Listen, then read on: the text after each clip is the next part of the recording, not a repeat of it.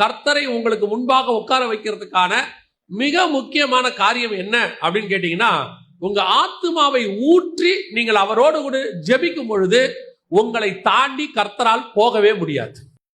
கர்த்தர் எப்போ உங்க கூட இருப்பாரு. தாவீது கிட்ட இருக்க ஒரு பெரிய பிளஸ் என்னன்னா, எதுனாலும் ஆண்டவர் சமூகத்தில் போய் உட்காந்துருவான். தேவனை நோக்கி பார்த்துக்கிட்டே இருப்பான். அவன் அழுவறத அவரால் என்ன செய்ய முடியாது.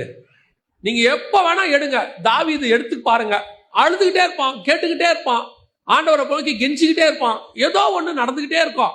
அப்சலோம் துரத்தினாலும் அங்க போயிடுவான், சவுல் துரத்தினாலும் போயிடுவான், எது பண்ணாலும் தேவன் கிட்ட போயிடுவான்.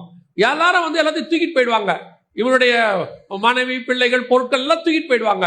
திரும்பி போய் அழுவான் ஆண்டவர்கிட்ட, ஆண்டவரே எல்லாம் எடுத்துட்டு போயிடு. இப்ப நம்ம பாருங்க, ஏதாவது ஒண்ணு நடந்த உடனே கர்த்தரை முன்னாடி கொண்டாட மாட்டோம், கர்த்தரை முன்பாக வைக்க மாட்டோம். உடனே நம்ம பலத்துல போராட தொடங்கிடுவோம். எனக்கு அவரை தெரியும், இவரை தெரியும், அவருக்கு போன பண்ணு, இவருக்கு போன பண்ணு, அங்க போலாமா. தாவீது கிட்ட அது கிடையவே கிடையாது. தாவீது கிட்ட எத்தனையோ பராக்கிரமசாலிகள் இருந்தார்கள்.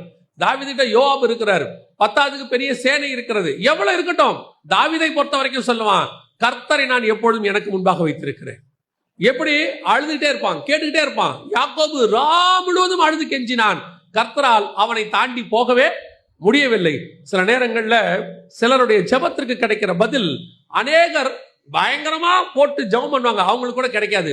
ஆனா இவங்க 5 நிமிஷத்துல அதுக்கு பதில் வாங்கிடுவாங்க.